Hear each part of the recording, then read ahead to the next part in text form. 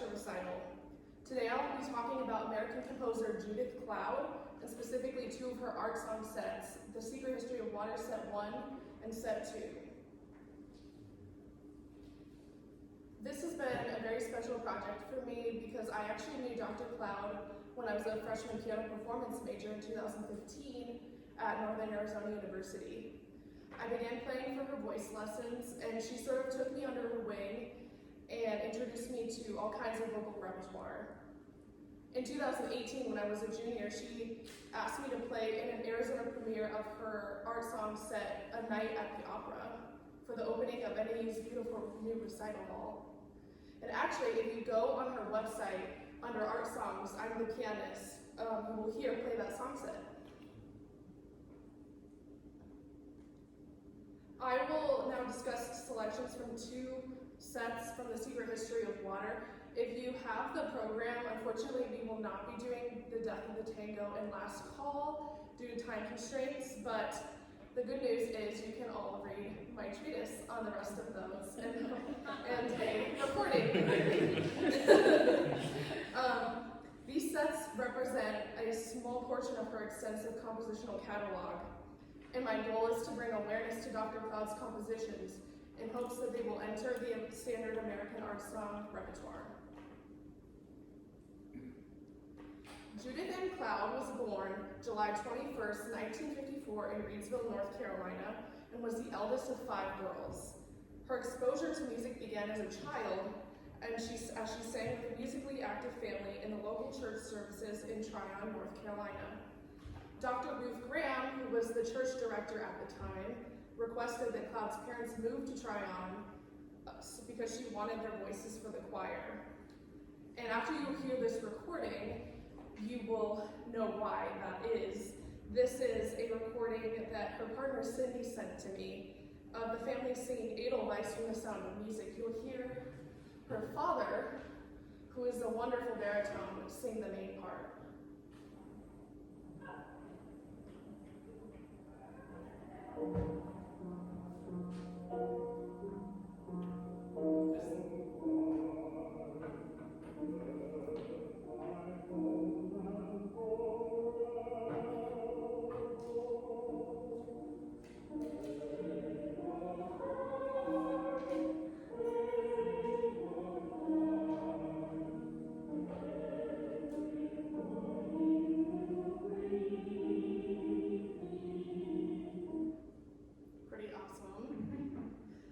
Dr. Graham quickly recognized Cloud's talent and became her first mentor, exposing her to classical music from Bach to Britten through singing various classical works in the church choir, attending concerts, and listening to musical works together. Cloud knew she wanted to pursue a career in music at a young age after participating in her high school's choir and band.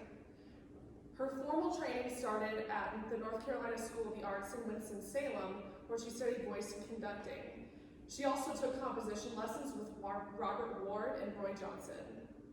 She then went on to receive her master's and doctorate degrees in music from Florida State University, where she studied with American soprano Janice Harshani. As a graduate assistant, Cloud was a vocalist in the New Music Ensemble, singing multiple works by student and faculty composers, which piqued her interest in composing. During and after her time as a student, Cloud taught at Florida Junior College in Jacksonville and Indiana State University in Terre Haute. Her longest tenure was at Northern Arizona University in Flagstaff, where she taught voice and vocal pedagogy for 31 years. Dr. Cloud was given the honorary title of Professor Emerita upon her retirement. In August 2023, Cloud passed away from a long battle with cancer, leaving behind a remarkable legacy for her students and colleagues. Dr. Cloud's illustrious career as a mezzo-soprano spanned for decades. As a singer, she enjoyed collaborating with many orchestras, pianists, and chamber musicians. Her career highlights include an American premiere performance as the soloist for Michael Tippett's secular oratorio, A Child of Our Time, with the Winston-Salem Symphony, a performance of Manuel de Falla's 7 popular Spanish songs, and Gustav Mahler's Songs of a Wayfarer with the Flagstaff Symphony Orchestra.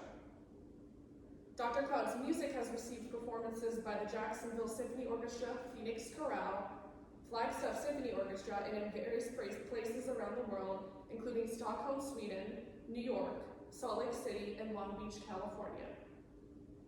For 2 seasons, Dr. Cloud was a composer in residence at the Escape to Create program in Seaside, Florida. Additionally, she appeared as a composer in residence at the Big Bear Lake Song Festival in California and Music in the Marche in Mondovio, Italy. In 2008, her choral piece, Mesa Songs for SATB Divisi with Native American Flute and Rainstick, received 3rd place in the prestigious Sorel Medallion competition. The following year, her work for chorus and guitar and acronytics won 1st place for the Sorel Medallion in choral composition. Several recordings feature her music, including her most notable choral work, Feet of Jesus, which the St. Jacob's Chamber Choir recorded in 1997. In March 2011, Summit Records released a CD of Dr. Cloud's art songs titled Letting Escape a Song, featuring the composer singing. Dr. Cloud has over 60 compositions spanning 6 genres. Most of her catalog is dedicated to art song and choral works, but she did compose a number of instrumental works and a 30-minute one-act opera. Her largest project was completed in 2019, which involved creating an accessible modern version of the 24 Italian art songs and arias, and these have become very popular among the undergraduate singers. In 1955, poet and writer Silvia Curbelo was born in Matanzas, Cuba. When she was 11 years old, Curbelo and her parents emigrated to the United States, where she adjusted to a new language in unfamiliar country. While living in Tampa, Florida, Curbelo wrote her early poems in Spanish. When she approached young adulthood, she wrote exclusively in English. While Curbelo is known for her poems, she never studied poetry in school, but received journalism and fiction writing degrees from the University of South Florida. Her many accomplishments include serving as the editor for Organica Quarterly for over 20 years and receiving fellowships from the National Endowment for the Arts, the Florida Arts Council, and many others. She has also won the Mid-American Review's James Wright Award and American Poetry Review's Jessica Nobel Maxwell Memorial Prize. Her poetry collection consists of 4 publications, including The Geography of Leaving, The Secret History of Water, Ambush, and Falling Landscape. She currently lives in Tampa, Florida with her husband, Tom. Curbelo is considered to be an expert storyteller, which is evident by the narrative form of her poems. Many of her poems center around her personal experiences and memories, with majority stemming from her childhood of having left Cuba for the United States. Another common theme that appears in her poetry includes a journey of identity, which is taken from her experiences as a Cuban-American woman. Additionally, she often references people and objects of historical or cultural significance throughout her work. The challenge of interpreting her poems lies in her extensive addition of imagery and symbolism, in which she often uses objects or experiences that assume more significant or metaphorical meanings. Like most poets, she challenges the reader to think between the lines and use their imagination. When asked about her poetry in an interview, Curbelo points out that what the reader brings to the poem is at least as important as what is already there, maybe even more important. Curbelo is not part of any poetic movement, nor can one pinpoint a specific style associated with her. The best way to describe the layout of her poetry is free verse, as she does not ever attempt to utilize any poetic forms or devices other than the occasional use of repetition, which are not found in these poems. Curbelo states about her style that she tries not to think in those terms, and instead refers to herself as a lyric poet. Judith Cloud met Curbelo in January 2000 during the Escape to Create program in Seaside, Florida, where the composer was in residency for a second time.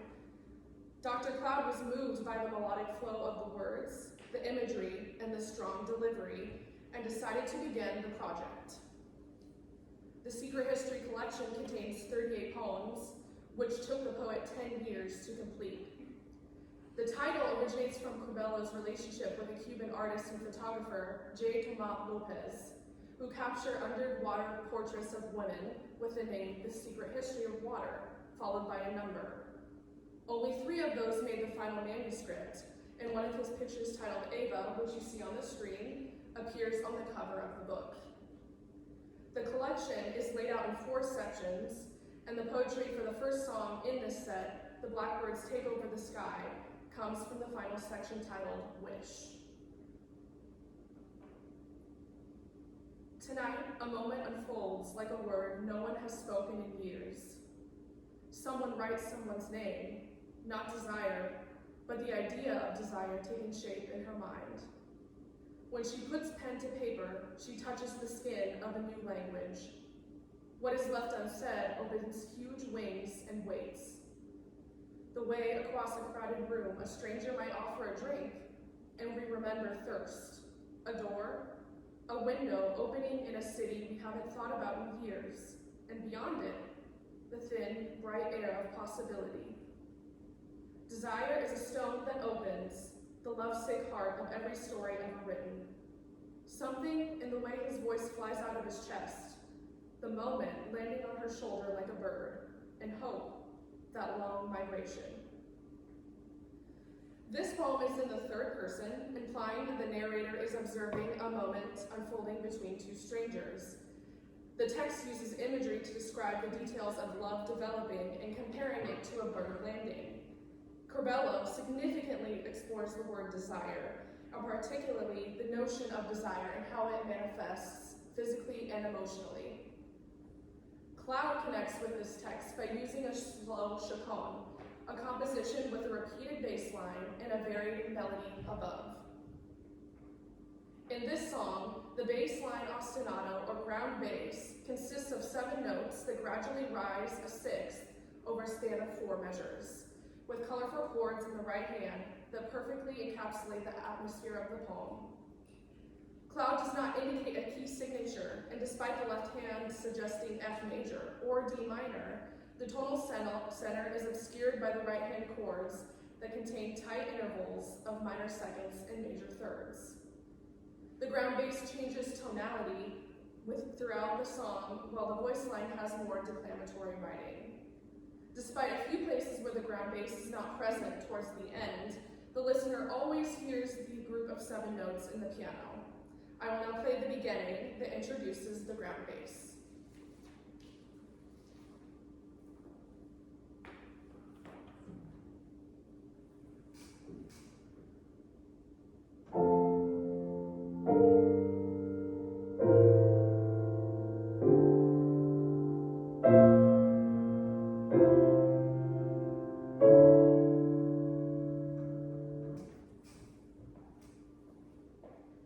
After several iterations of the ground bass, and a section where you hear the ground bass in quarter notes instead of half notes, the music moves into a piano interlude with a subdued ground bass and quietly sweeping sextuplets in the right hand. The constant sextuplets turn into passionate octuplets that illustrate the blackbird flying as the idea of desire transforms into something more.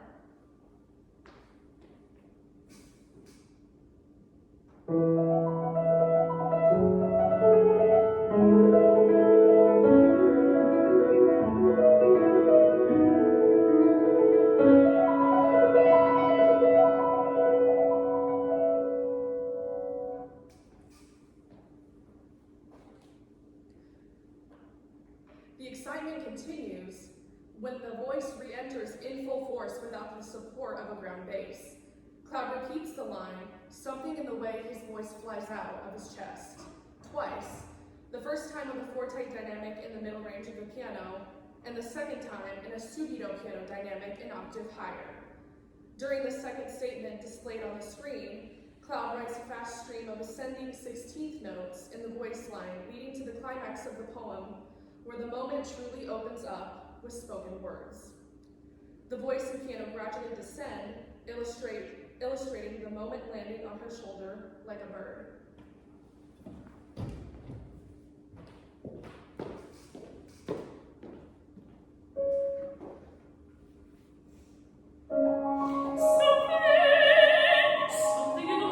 The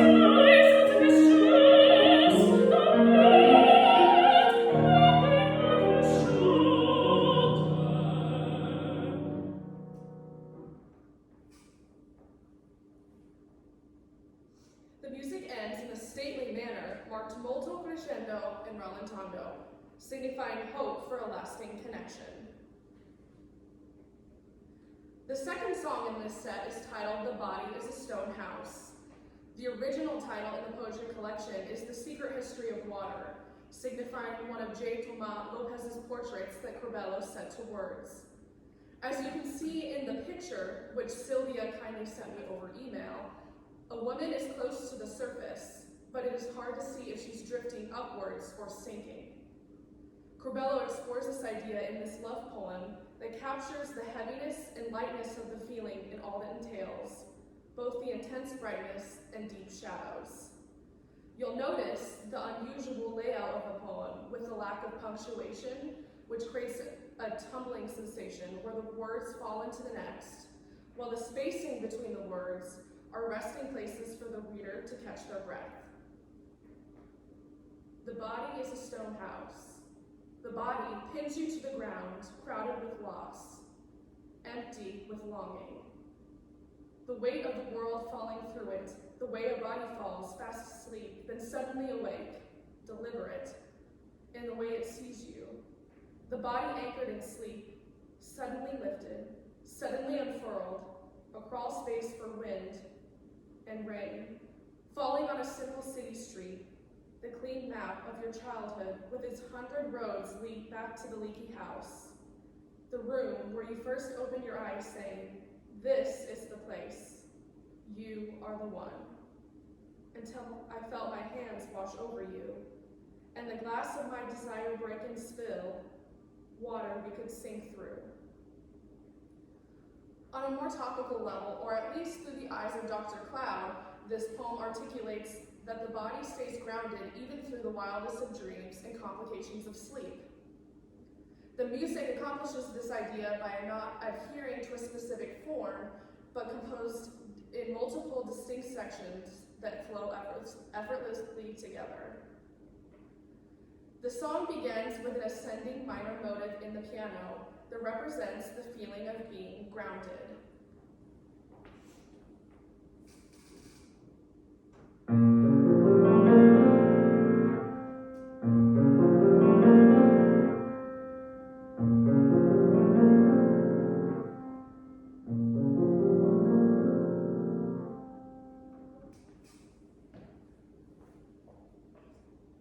Throughout the song, Cloud juxtaposes moments of repose with brief outbursts to highlight the tension of being suddenly awakened while in a deep sleep.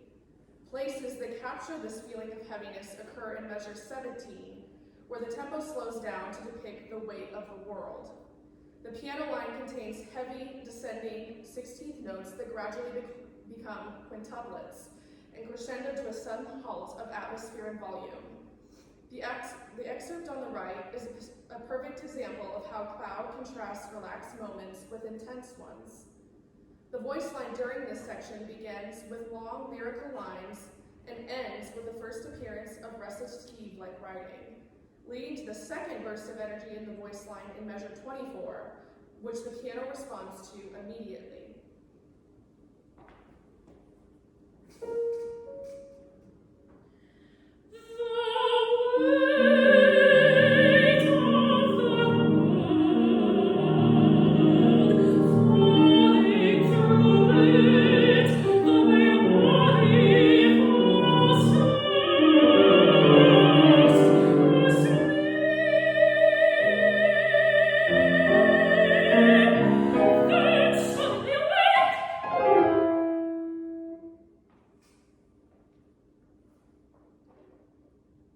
In measure 44, marked crystalline, a new delicate texture and melody appear with the left hand in treble clef and the right hand gently oscillating between octave Cs.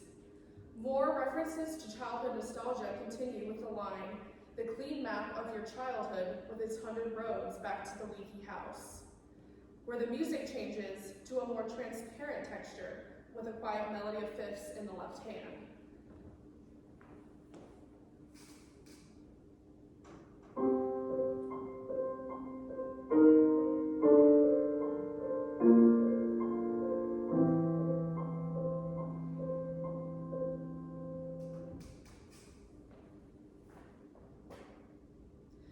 song continues in this manner, switching between the main grounding motive and contrasting sections of intense and relaxed music before ending softly.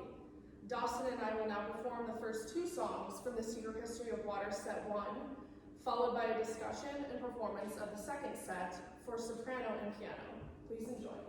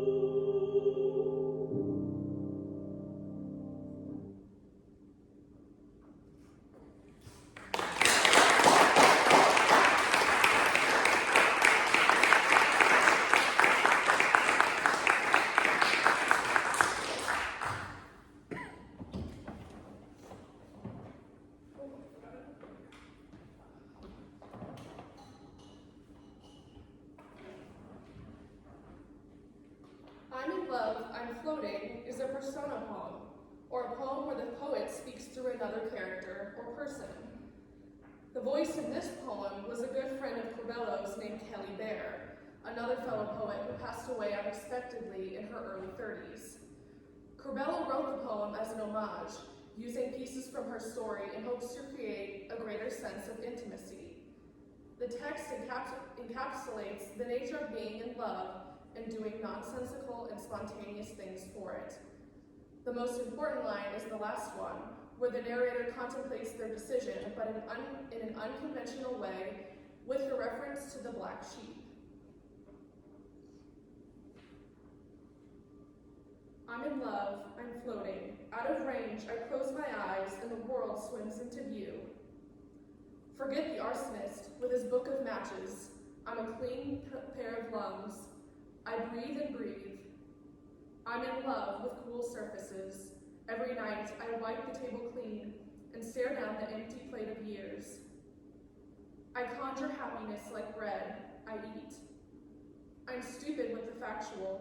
I memorize the spaces between words, the cracks in this story, the music climbing through a hole in my dreams until I find myself moving again, a kind of dancing into place, while the song lingers like a scent that takes me anywhere, to libraries and parking lots, to a strange town, to a room like this, and here I am.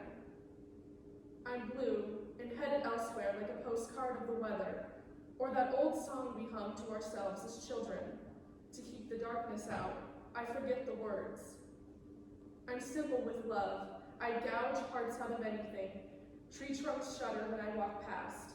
The night rushes toward me. A blind dog cuts loose in a field. I improvise. I lay down with fireflies and nail my voice to the first star I see, knife blent from nowhere. I sleep. And in my sleep I dream I am in love like this. A bright river runs through me. There I am, drifting downstream. And there on the opposite bank, counting my options like black sheep. Cloud engages with the constant changes in the tempo by fluctuating the tempo frequently. Before this happens though, Cloud writes an ascending scale in the piano to illustrate everything coming into view. This is your image on the left.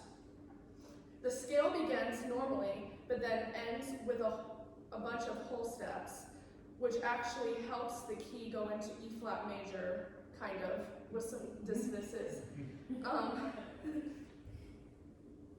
So the example on the right is where the tempo changes every 2 measures until measure 11, where she opts for longer phrases. Cloud is specific about the tempo markings for each section, and the singer and pianist must follow them to capture the narrator's excitement. The song changes between a forward motion of constantly alternating 8th notes in the accompaniment and slower sections of thick piano chords. The quickly alternating 8th notes resemble the heart palpitating with excitement, begin in measure 5, and are instantly interrupted by a suddenly slower tempo, almost as if the narrator was perhaps out of breath. Cloud supports this idea by writing the singer's entrance in both phrases on the offbeat. The narrator catches their breath and continues over an accompaniment that illustrates the narrator's exhilarated mood by always moving between tonal centers with dissonant notes, despite a key signature suggesting E flat major.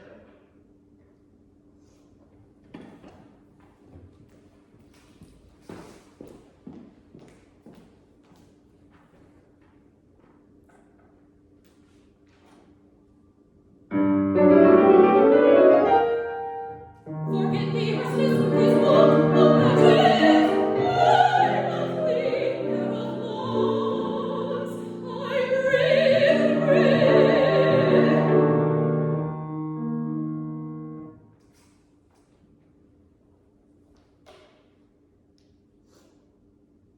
With the tempo only increasing slightly, a new dance-like rhythm appears in measure 23, as Cloud creates an interesting effect hiding the spaces between words by writing a 2-against-3 rhythm between the voice and piano.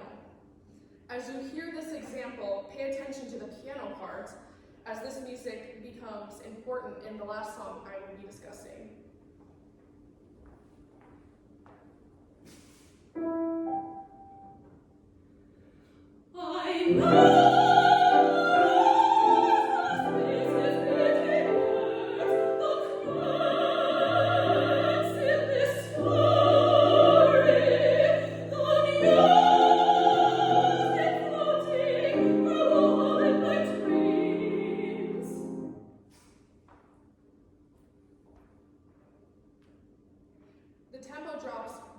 again to the same marking as the beginning into 5 measures of recitative as the voice lingers over richly rolled chords and the accompaniment. The need for a soprano with a wide range and agility becomes apparent in this phrase in the last 2 pages as the voice line floats on the top of the stave and over.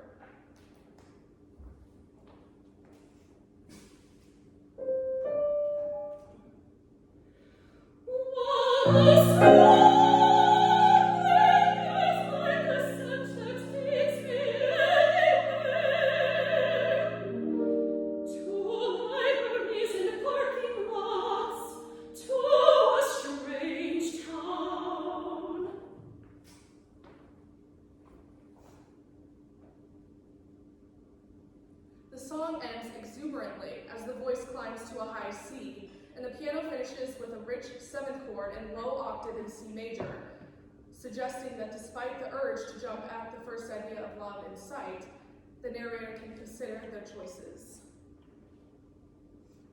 The final song in this set, Janis Joplin, is the most autobiographical of all the poems discussed in this presentation. The poem is a coming-of-age story that takes place in Carroll, Iowa, where a teenage Corbello lived from 1968 to 1973. Many of the places referenced are places that Corbello actually frequented, such as Pokey's, which was a local burger joint or hangout, and the Westinghouse plant, which actually she told me in an email. She's not actually sure if that's what it was called, but it fit the number of syllables for the poem. So this Westinghouse plant was the name of a large factory that employed many people of the area. Naturally, nostalgia plays a vital role in this poem.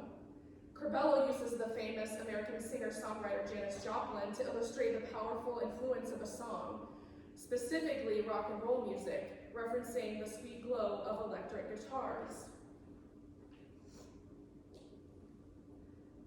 There is a song like a light coming on too fast. The eyes blink back the static of the road, and in the distance, you can almost see the clean, sweet glow of electric guitars. Call it the music of the rest of our lives, a stranger's face peering through a window, except that face is yours and mine. Music like backtalk, like wind across your heart, cigarette smoke and bourbon. Music our mothers must have held softly between damp sheets, before taxes, before layoffs, before the first door closing. Not piano lessons, not a hymn or a prayer, or a soft voice singing you to sleep, but a song like a green light on summer evenings after a ball game, after rain, when the fields finally let themselves go, and we drive past the Westinghouse plant, past Vale and Arcadia. Music of never going back. I'm talking about car radios, about back seats and hope, and the jukebox at Pokey's where the local boys tried their new luck on anyone, and the real history of the world was going down. Nickels and dimes, the music floating at the far end of a kiss, the first light of a body that isn't love, but is stronger than love, because it must not end, because it never lasts. This song requires an active right hand from the pianist, as it moves along in the style of a Chopin etude, with brisk but fluid 16th notes that only stop briefly in 2 places. In contrast, the left hand contains more syncopated rhythms accompanied by accents. The voice goes along in a declamatory manner, recalling their memories.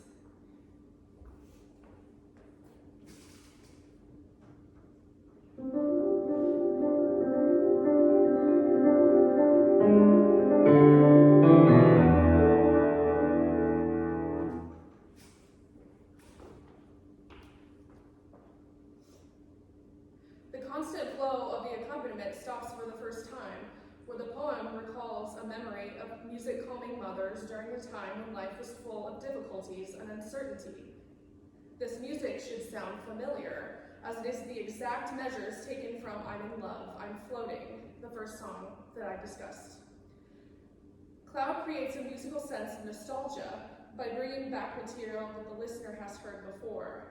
The voice line also engages in text painting on the word held with a delicate turn of 16th notes.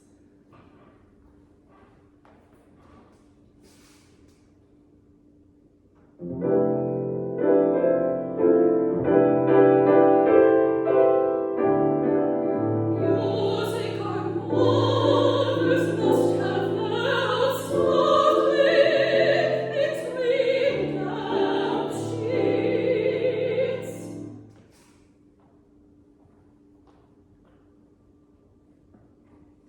momentum continues, leading to another sudden pause in time on measures 51 and 52, where the piano quotes Janis Joplin's famous song, Me and Bobby McGee. I'm going to play the original song that she quotes.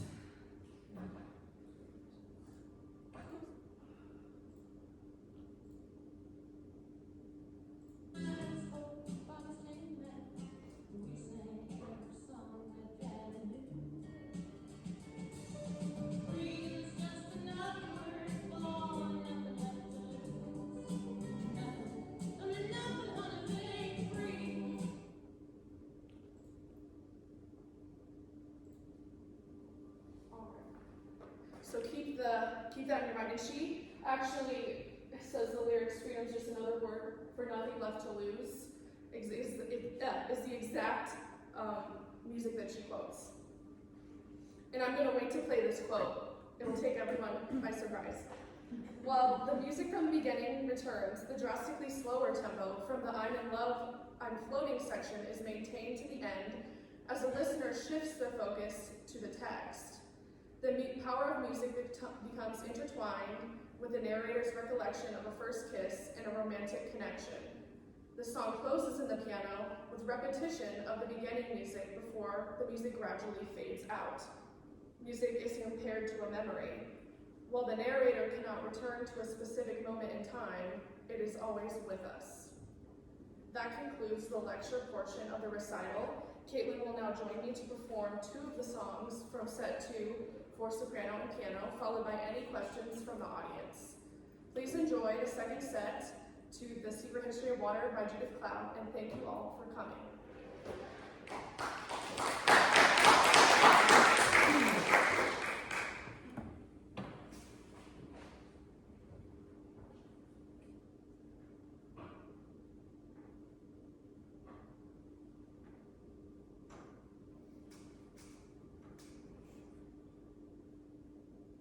I'm in love.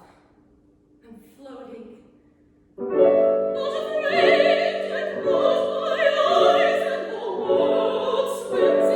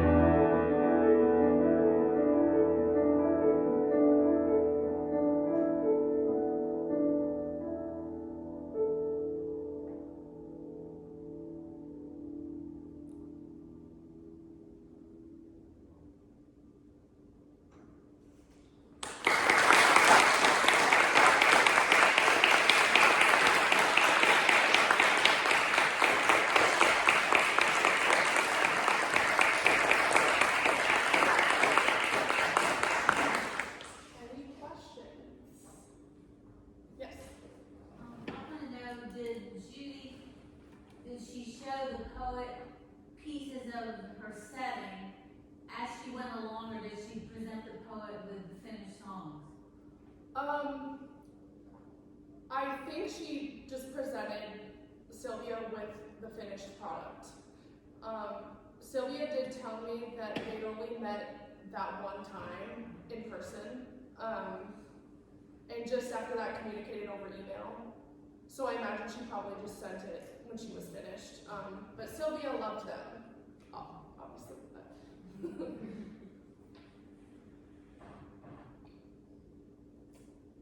Any other questions? All right. Oh, yes. What was your favorite part about going through this process of like discovery with Judith Cobb's music? Yeah.